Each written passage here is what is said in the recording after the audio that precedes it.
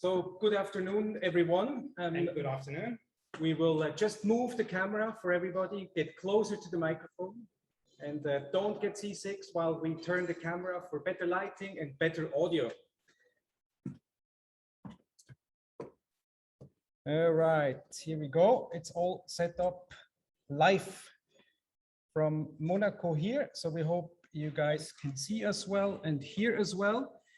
Lucas, give us a sign in case this shouldn't be the case, but so long as you hear us well, then we're going to start sharing our screen so that we can take you through the launch of the Responsible Investment Brand Index 2021. Let me share the screen. Here we go.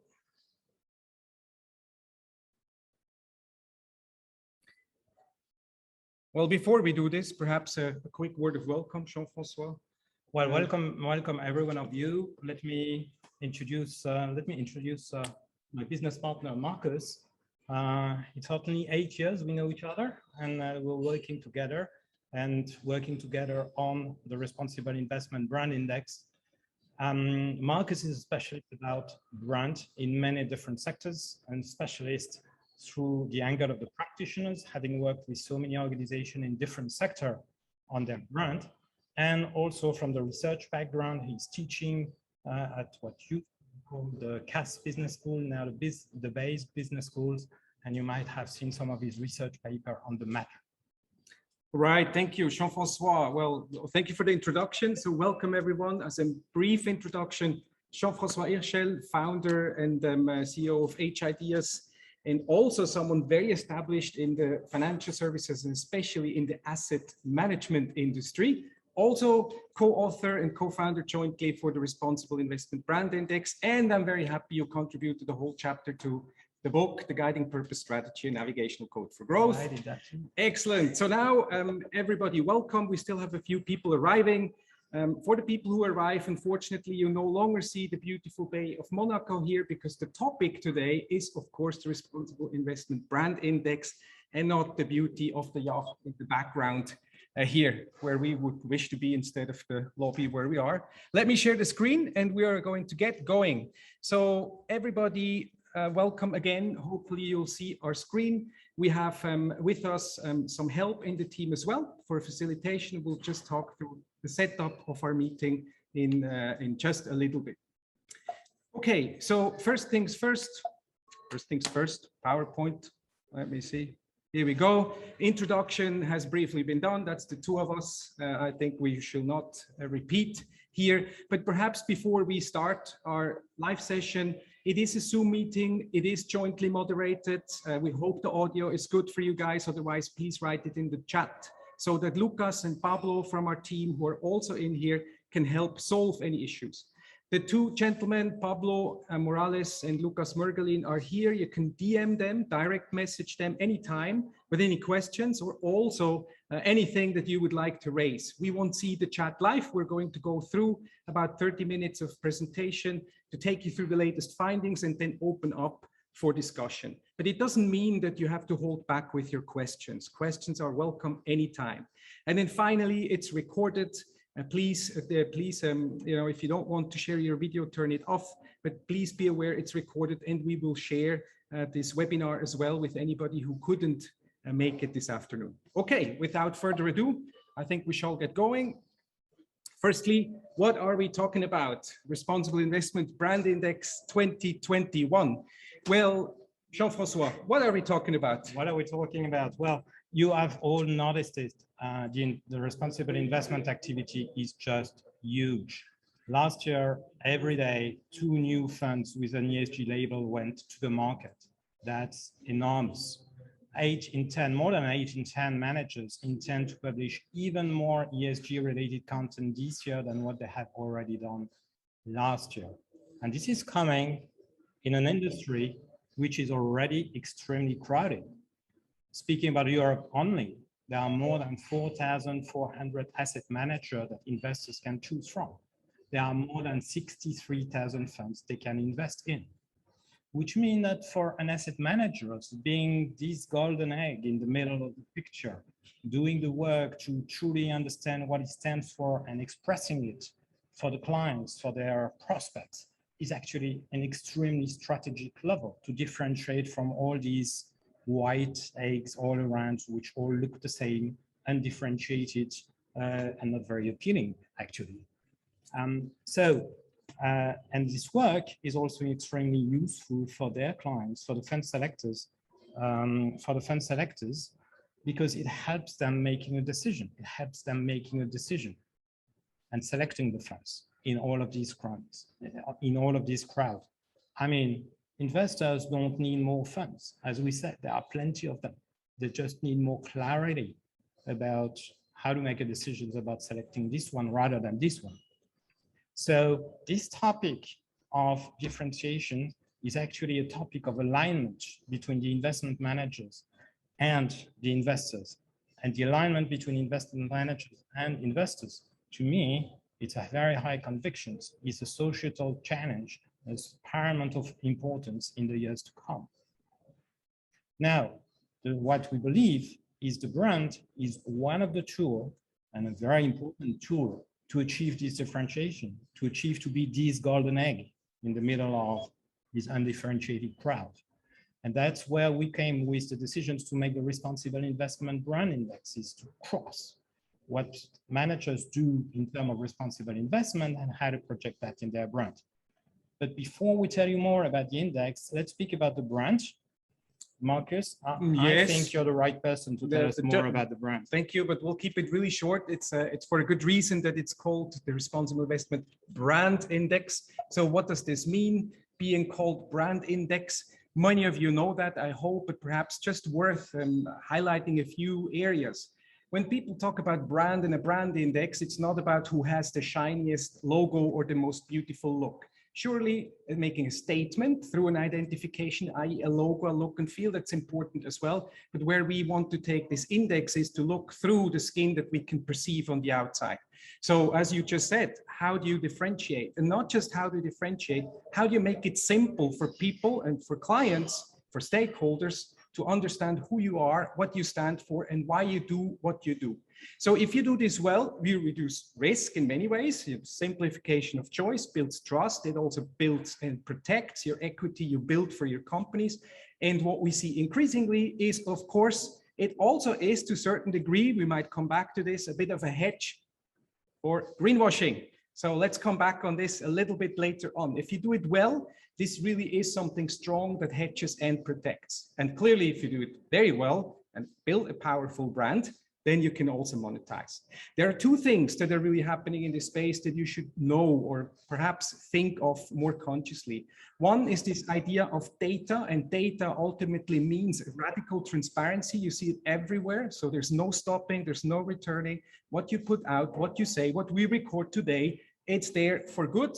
And it's visible for anybody who wants to see. And that's with numbers, and in the world of asset management, largely just the same. And the second thing is this need for meaning, this yearning for meaning. And this is really powerful, and it's really important to understand what this means. Peter Drucker said quite a long time ago, profit for a company is like oxygen for a person. If you don't have enough of it, you're out of the game. But if you think your life is about breathing, you're really missing something. And to some extent, the asset management industry is at crossroads with this as well. It is still in a perceived way of building products to make them more efficient, perhaps less thinking about why we do what we do, and also be very transparent and open about it, build value systems around it and cultures around it. So it's genuine from the inside. Okay, so what does this mean, perhaps? And then we'll really move into the index. You can see a graph here. It's called the Google Ngram. Leadership. This is a very old discipline. You can see it goes back centuries. Strategy. So not just I want to follow, but I now want to know where I go. Strategy, really important discipline, but we're still looking at the 1950s forward. This is a discipline, and for companies, no matter what, companies to adopt more strategic way of working. And lastly, you could see this in the last 20 years, this idea of adding meaning to what you do, not just for talent and for your own sake, but also for society at large. because it's visible, it's transparent for everybody to see. This rise of meaning, we call it purpose. And therefore, purpose constitutes one of the key elements, including the value system in our responsible investment brand index. We shall see that in just a second, but let's move on. There's no industry better placed than the asset management industry to have a societal impact. And we're about here to show you what we found in our latest research and finding. Let's put it together, Jean-François, responsible investment and the yearning for meaning and the brand. So yes, the index, which is now in its fourth year, so it's the fourth edition, is about measuring the connections between the responsible investment and the brand. And the underlying assumption behind the index is that if an investment manager is truly committed to responsible investment, if it is genuinely involved in responsible investment, then it will put it at the heart of its identity, and the heart of its identity is its brand. Oops. Yeah, let me just move it in here. Move it in. Yeah, okay. Here you go. And here it goes. So as I mentioned, this is the fourth edition, and new this year, we are now looking at more than 500 asset managers globally. The index is now worldwide. It used to be European until last year, and now we're looking at more than 500 asset managers, which means that for the asset manager themselves, for the fund selector, for the asset owner, it gives a broader scope to analyze, it gives a larger playing field to be compared against, more managers that you can have a look at if you want to. So as I mentioned, two dimensions: the commitment. What is the commitment to responsible investment from the asset managers? Some call it the hard factors. We look at 7 top-level criteria. Just to give example, we look at the strategy, we look at the governance around this. We look, for example, at proxy voting, quantity for sure, but also the reporting of it.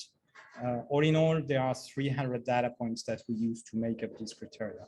And the other dimension is, surprise, surprise, the brand. And in the brand, there are again 8 top-level criteria. Of course, as Marcus mentioned, we look at the purpose, the expression of the purpose, and how well it is expressed. And I think it's one of the big value added of the index. It's those things which are sometimes viewed as subjective. We have constructed a methodology thanks to which all asset managers are compared on a like-to-like basis.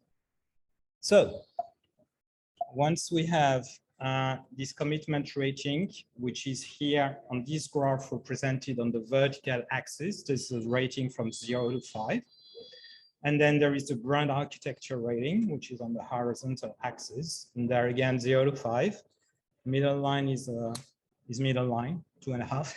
And those managers which are above the average in terms of commitment and brand are called the avant-gardists.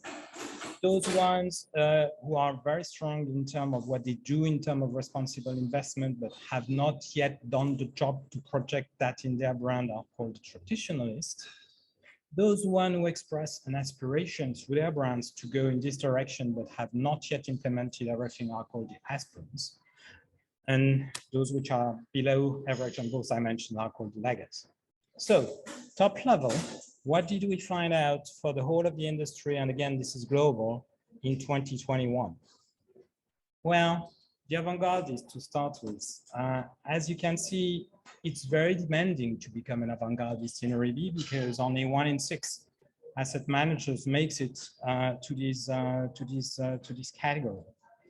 The traditionalists are 23%, let's say a quarter, and the laggards, that's about half of the industry.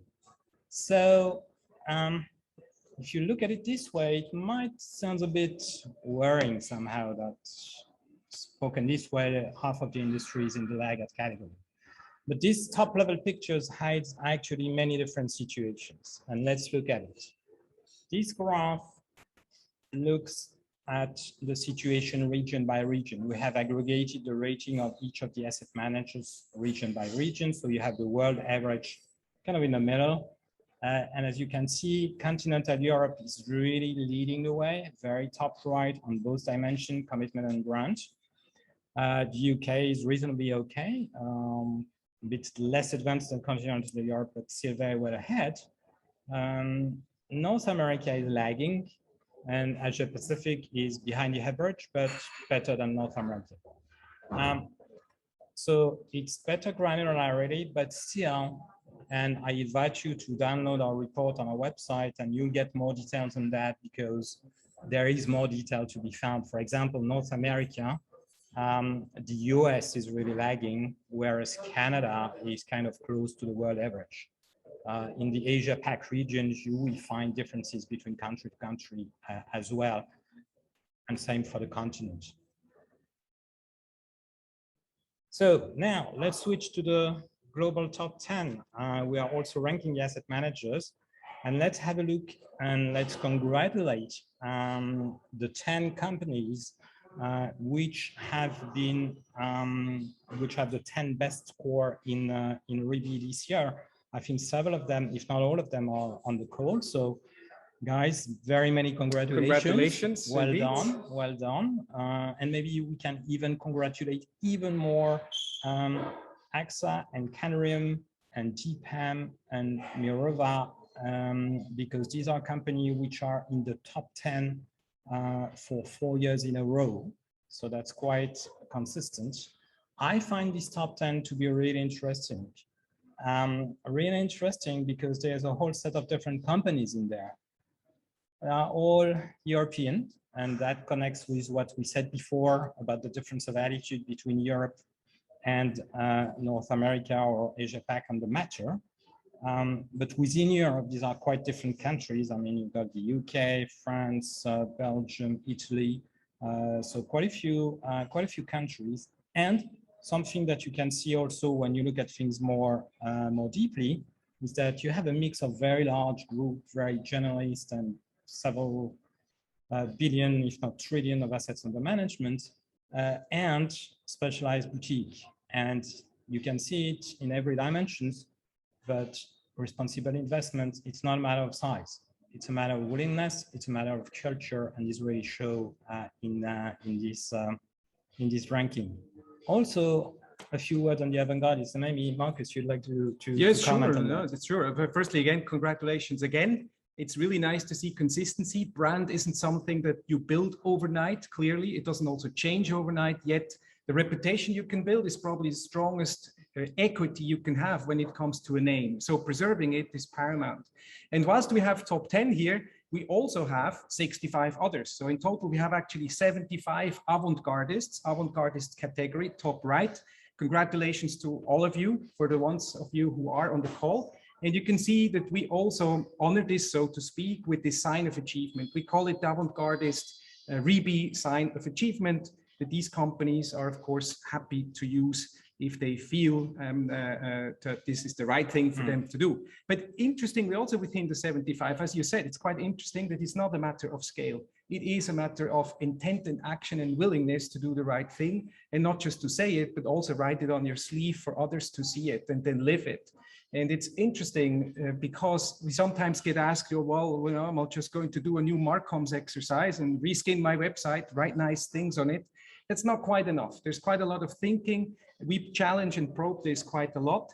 Do you have a purpose and a reason for being that gives you a reasons for existence that doesn't just please your employees and your shareholders and especially your clients, of course, but also that gives back?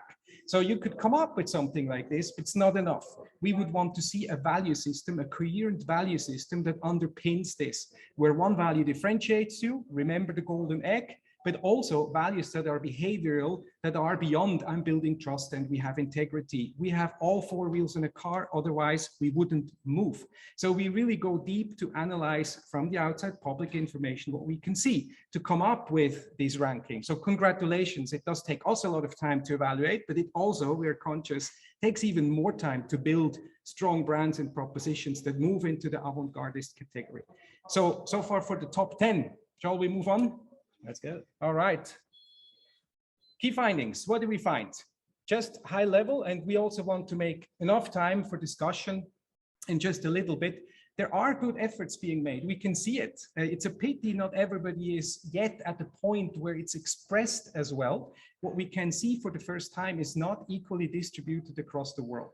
So whilst we have some strong commitments ratings, for instance, I mean, genuinely trying to do the right thing, asset managers need to talk more overtly about it, more broadly into the industry, to the clients, but to society as a whole, to really demonstrate their positive actions and also communicate them through their brands. So nearly half of all asset managers had this idea, hey, we need something else to express why we're here, i.e. a purpose, a reason for being, a raison d'être. But less than half, actually less than a quarter, link it to advancing society. So that's an important link if you think about it. Stating a purpose, why you do what you do, is a good idea. Sure, it builds alignment, as you said. It's powerful in terms of building culture, but it needs to touch something that's overarching and delivers more broadly back.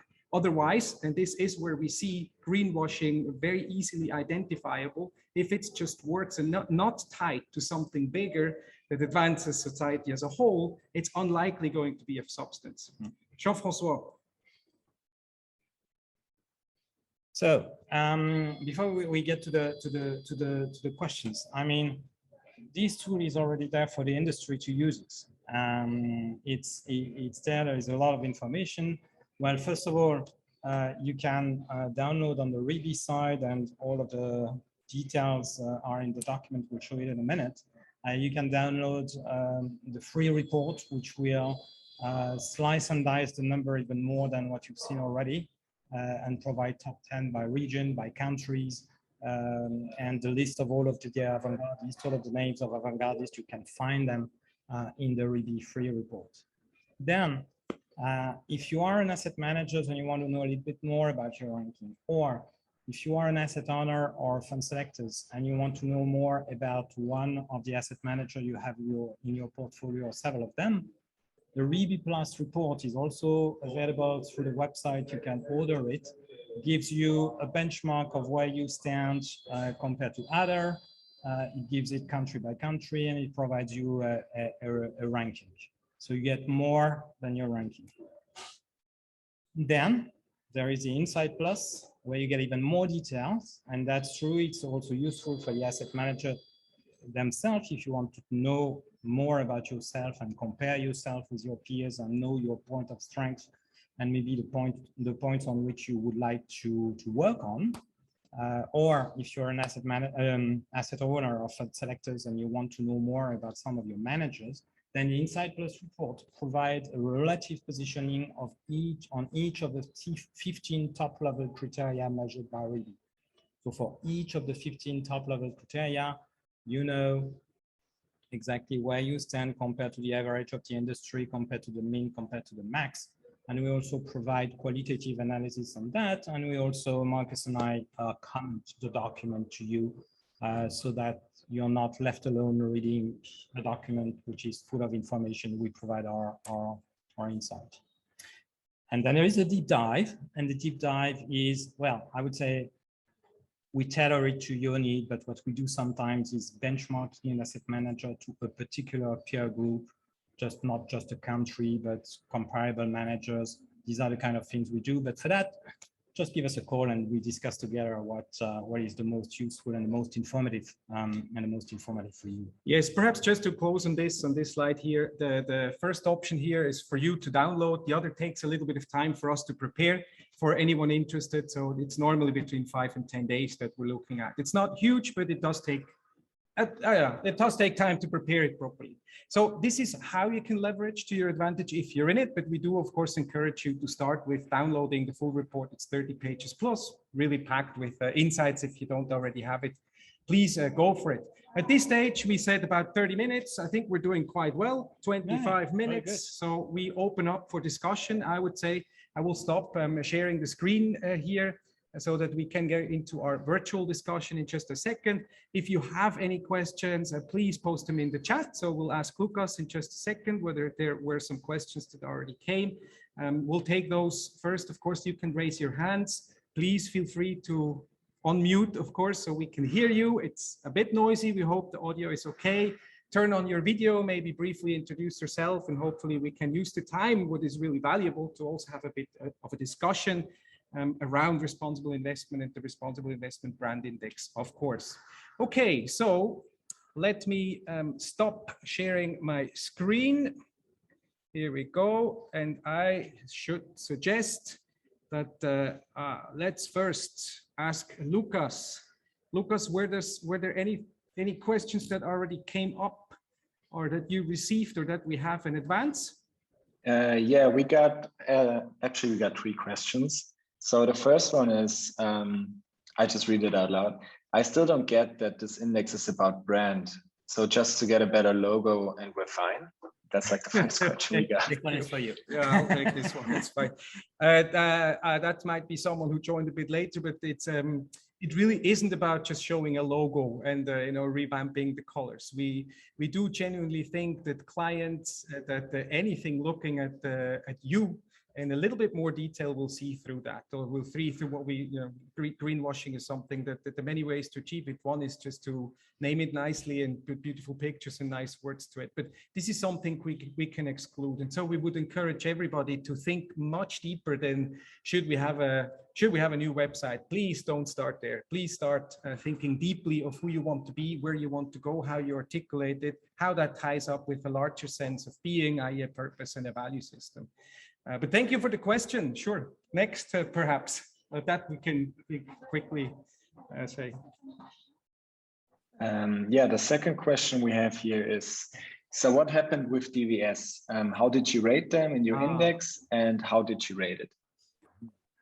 Yeah, DWS. Yeah, DWS is very often in the press those days, isn't it? So yes, we rate DWS. And if my recollection is correct, DWS is in the traditionalist category. They are also number 2 in Germany. But as you will see, if you look at the report in more detail, Germany is actually the country in aggregate which has the poorest ranking on the continental Europe.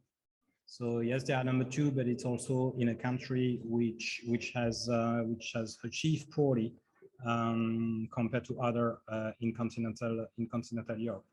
We have no view on the DWS case. We have no view, and of course, we don't know what the BaFin and the SEC are going to conclude after the study.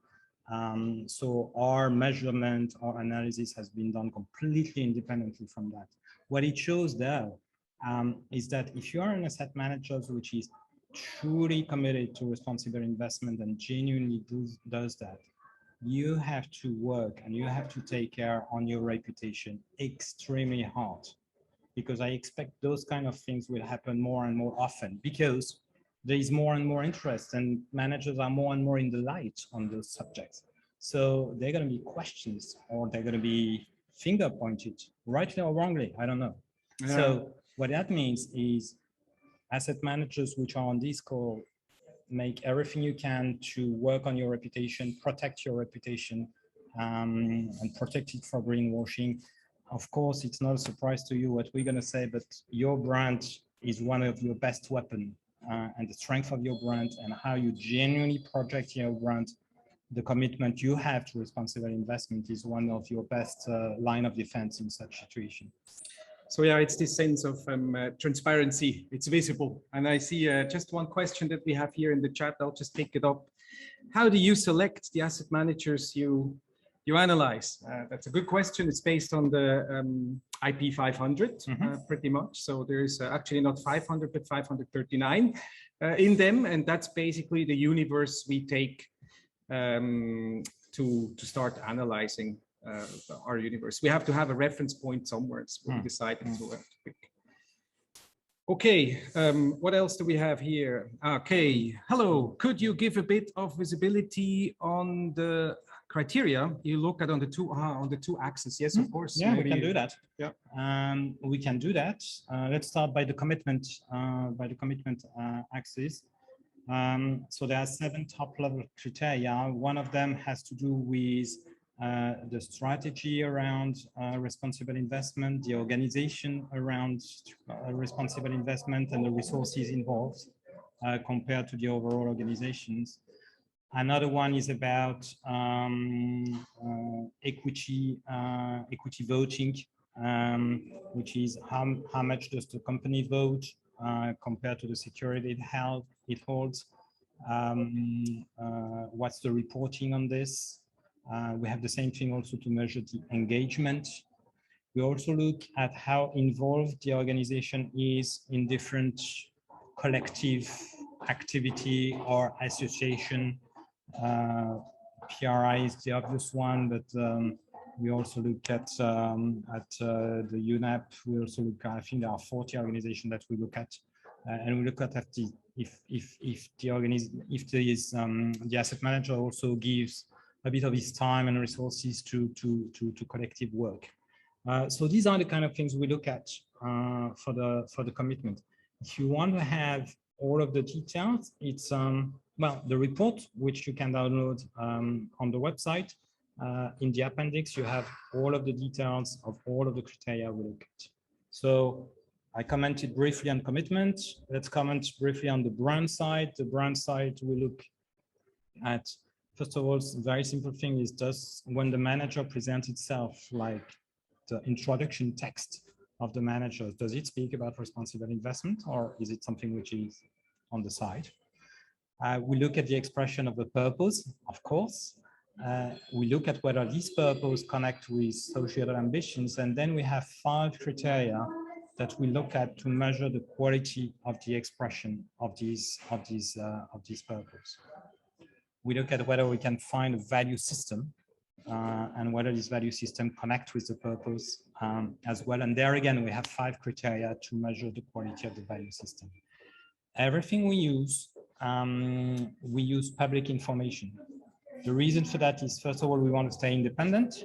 And the second reason is that we want to put ourselves in the same shoes as an investor, which would try to discover an investment manager to understand what he stands for and how he presents himself to the market. So we are already putting ourselves in these same shoes. Thank you. Yes, that's a brief description. But again, in the report, you have all of the details on the methodology. I suggest I just saw this additional question here. We take this and then we open up for anyone who wants to raise the hand and say anything. But I want to quickly read it. Was this the first year that Asia Pacific did better than North America? That surprised me. Which countries and which managers win? Well, it's the first time we do it global, so it's the first time for us to previously for anybody not having been there from the beginning, it was European based. We had 287 European managers we looked at, and now we've gone global to 500 plus. And so that allowed us to first of all compare across regions. So in a sense, it's new. That we're able to look across regions. And we were quite surprised as well, this disparity and this apparent gap across regions, quite surprising actually. And it's one of the headline findings. And I mean, again, also in Asia Pacific, there's a region, but there is difference within this region. For example, especially Asia Pac is such a large region. But for example, you will see that Australia is really leading and have actually very good scores. And you can find companies in Australia which are doing very good things. Japan is interesting because Japan is actually the country which has the highest commitment score of all of the countries in the index, not only Asia Pac, worldwide. But the ability to project that in the brand is not there yet.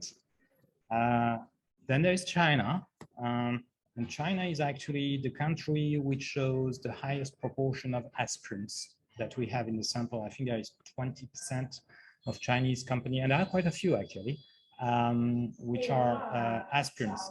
So it means that if these aspirants do the work and go the direction they aspire to go to, it might well mean we might have quite a few avant-gardists in China next year, the year after. Those things take time, so we need to see how progress is made.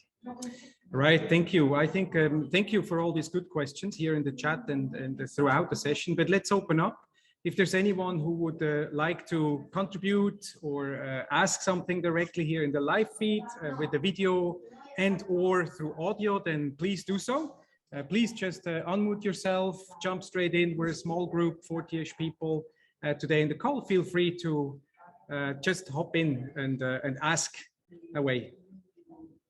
And Marcus, otherwise I got 2 or 3 direct questions for you. Okay. Somebody asked if they already could communicate about their positioning. Yes. Yes. As of today, it's public. As of today, you can freely communicate on your respective position.